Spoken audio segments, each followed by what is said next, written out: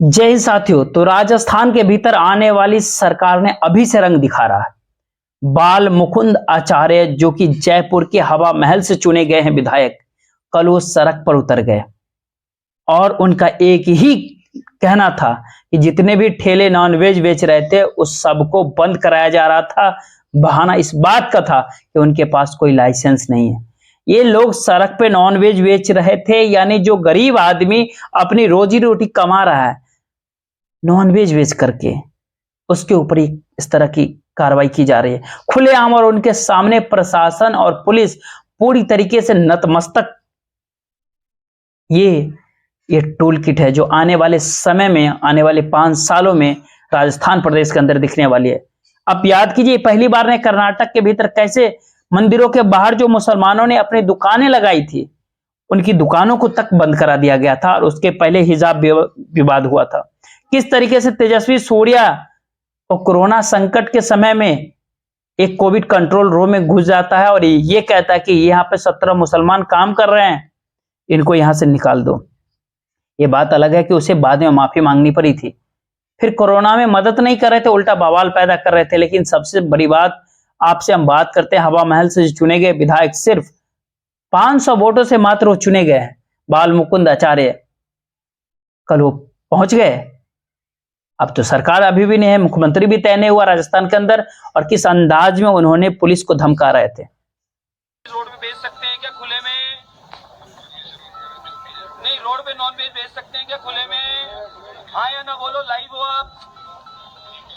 तो आप समर्थन कर रहे हो इनका? तुरंत प्रभाव से नॉन वेज के सारे जितने भी ठेले रोड पे लगे हैं, रोड पे बना रहे हैं, ये नहीं दिखने चाहिए। मैं शाम को रिपोर्ट लूंगा आपसे, मुझे नहीं मतलब है मेहरानिया जी कौन अधिकारी है। सवाल ही पूछा जाना चाहिए, दिक्कत किस बात से है भैया? नॉनवेज को लेकर के दिक्कत है या फिर सड़क पर ठेले लगा रहे हैं उनको लेकर के दिक्कतें हैं? हम एक बात कहना चाहते हैं बीजेपी के लिए, अगर नॉनवेज को लेकर के दिक्कत है तो पूरे राजस्थान प्रदेश के भीतर नॉनवेज पर पाबंदी लगा दीजिए आप।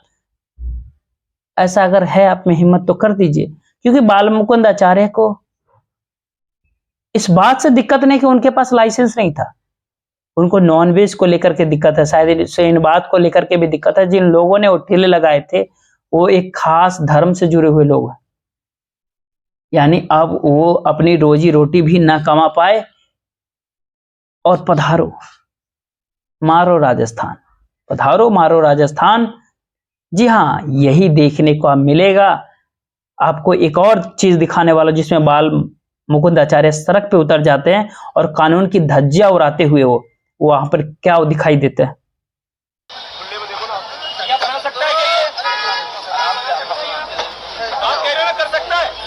आपने कहा अभी ये क्या कर रहा है?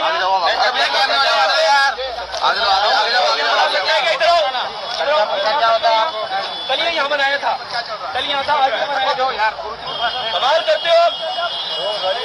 नॉनवेज बनाने की कोई छूट नहीं है, नॉनवेज सजाने की कोई छूट नहीं है। ये 20 मिनट तक कब्जा करके यहाँ पर नॉनवेज सजाता है। आने वाले सब दर्शनार्थी को परेशानी उत्पन्न होती है। बाहर आप देखो, मैं झूठ कह रहा हूँ, उधर देखो, अधिकारी साथ में अभी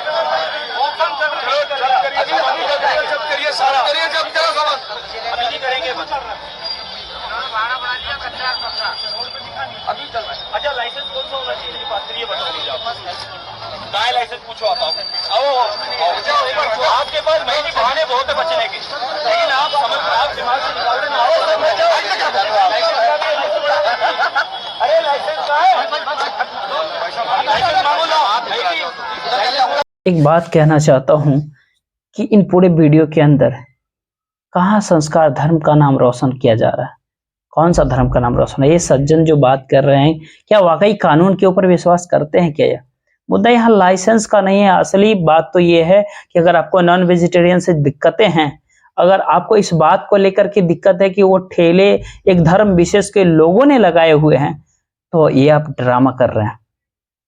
और आने वाले समय में सब कुछ होने वाला वो जयपुर जैसे शहर के भीतर, राजस्थान जैसे राज्य के भीतर, जहां पर इतनी बड़ी तादाद में विदेशी सैलानी पहुंचते हैं। अब बंद कर दीजिए ना नॉनवेज, मांस खाना बंद कर दीजिए। अगर बीजेपी में ऐसा है ताकत तो इतना कर दे। और ये पहली बार ही नहीं हुआ है। आप उस दौर को याद कीजिए, 2020 कोरोना का पहली लहर, पूरे देश को लड़ना चाहिए था एक साथ मिलकर के कोरोना से, लेकिन कई जगहों पर मुसलमानों के जो है बाइकआउट की बात की जा रही थी। कई भारतीय जनता पार्टी के नेता तो इसको बढ़ावा तक देते थे। बात यहीं तक नहीं रुकी थी, बात तबलीगी जमात जो है, तबलीगी जमात को लेकर के पत्रकार भाजपा का बीजेपी की प्रचार तंत्र जो झूठी खबरें तक फैला रहा था। और इसके बाद जो है औरंगाबाद हाई कोर्ट और उस समय के चीफ जस्टिस बोबडे ने कहा था तबलीगी जमात के खिलाफ जितना भी प्रोपेगेंडा है या जितनी भी बातें पत्रकारों ने चलाई सब कुछ झूठी थी, सब में अपनी अभिव्यक्ति की आजादी का गलत इस्तेमाल किया। आप उस समय को याद कीजिए, तेजस्वी सूर्या को, ये भी व्यक्ति एक कोरोना के कंट्रोल रूम में पहुंच जाता है। इसकी चिंता ये नहीं थी उस दौरान कि भाई कोरोना के कंट्रोल रूम से काम हो रहा है या नहीं हो रहा है। इसकी चिंता ये थी यहाँ 17 मुसलमान क्या कर रहे थे। ये 17 मुसलमान लोगों की मदद नहीं कर रहे। बाद में लोगों में इस बात को लेकर के नाराजगी पैदा हो गई, भाई कोरोना के दौरान अगर मदद नहीं कर सकते तो कम से कम आप बवाल तो नहीं करो। ये व्यक्ति ने फिर माफी मांग ली।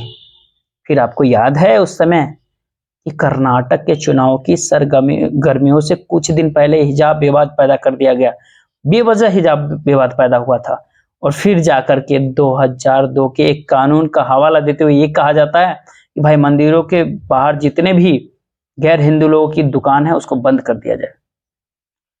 उसके पीछे भी नफरत फैलाई जा रही थी, आपको याद है। उस दौरान दक्षिणपंथी समूह ने इस बात की मांग की थी कि ज्यादातर मंदिर समितियां उस दौरान दबाव में थी। दक्षिणपंथी समूह का कहना था कि हिजाब पर आए हुए फैसले के बाद मुस्लिम संगठनों ने बंद का ऐलान किया था और अपनी दुकान बंद रखी थी, इसीलिए मंदिरों को उन्हें वार्षिक मेले में स्टॉल लगाने की अनुमति नहीं देनी चाहिए।